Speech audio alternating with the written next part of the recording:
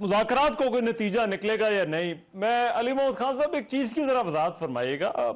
تحریک انصاف لچک تو دکھا رہی ہے کہ ہم بات چیت کے لیے تیار ہیں، تاریخ بھی آگے جا سکتی ہے، لیکن ساتھ ہی ساتھ آپ کا کیونکہ ایک لیگل سٹانس ہے سارے معاملے میں، اور وہ ہے قانونی پوزیشن پہ. تو قانونی پوزیشن تو یہ ہے کہ جو وہ ہونا چاہیے جو آئین کہتا ہے.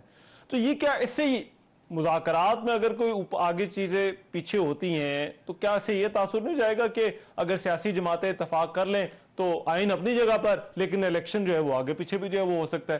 سو آپ کو نہیں لگتا کہ اس میں بھی قانونی پیچیدگی ہے؟ دیکھیں اس کو ظاہر ہے، آپ کو یاد ہوگا جب محترمہ بینظیر صاحبہ فوت ہوئی تھی، شہید ہوئی تھی، تو اس کے بعد الیکشن تھوڑا آگے کیا گیا تھا.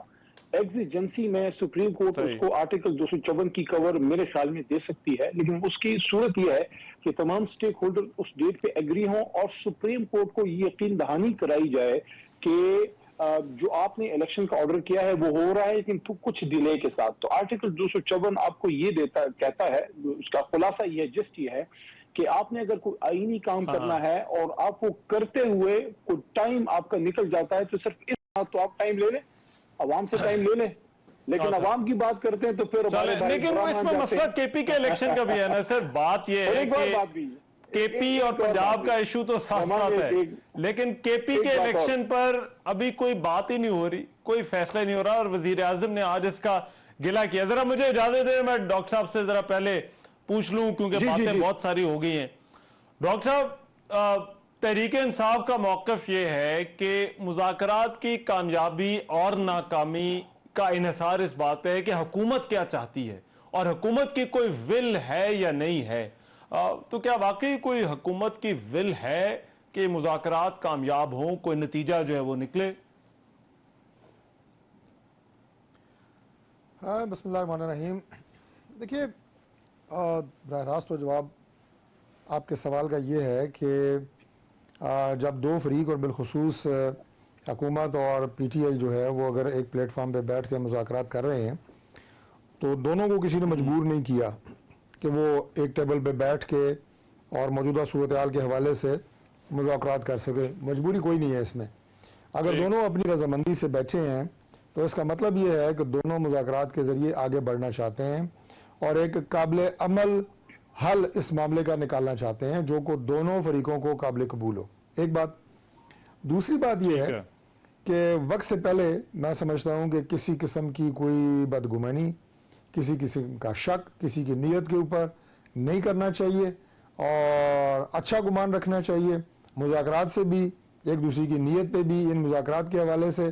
باقی سیاسی باتیں ایک دوسرے کے خلاف سیاسی جماعتیں کرتی رہتی ہیں، لیکن بالخصوص ان مذاکرات کے حوالے سے اگر دونوں فریق بیٹھے ہیں تو میں سمجھتا ہوں کہ سنجیدہ ہیں اور کوئی اس سے قابل عمل حل نکالنے کے لیے بیٹھے ہیں، اور مجھے تو اس سے مشکل کیوں تھا؟ دیکھیے بہتر صورتحال سامنے آئے گی. چلیں ہماری میڈیا کی تو خیر ہے، لیکن اس میں حکومت اور عدلیہ کا بڑا وقت ڈاکٹر صاحب صرف ہوا ہے.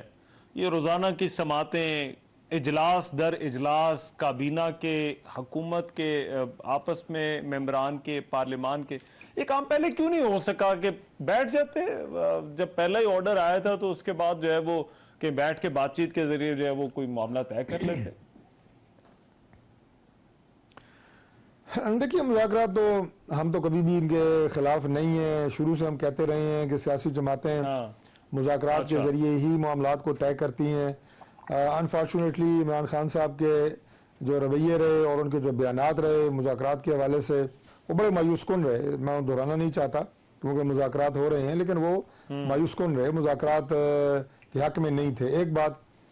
دوسری بات یہ ہے کہ ذرا تھوڑا سا اگر براڈر پکچر میں دیکھا جائے تو رحمان بھائی مسئلہ یہ ہے کہ قومیں، ملک، ادارے بہت سارے ایسے امتحانوں سے گزر کے بنتے ہیں، اور ہمارے جو ادارے ہیں انفارچونیٹلی وہ اپنا کام کریں نہ کریں دوسرے کی ڈومین میں ضرور گھستے ہیں.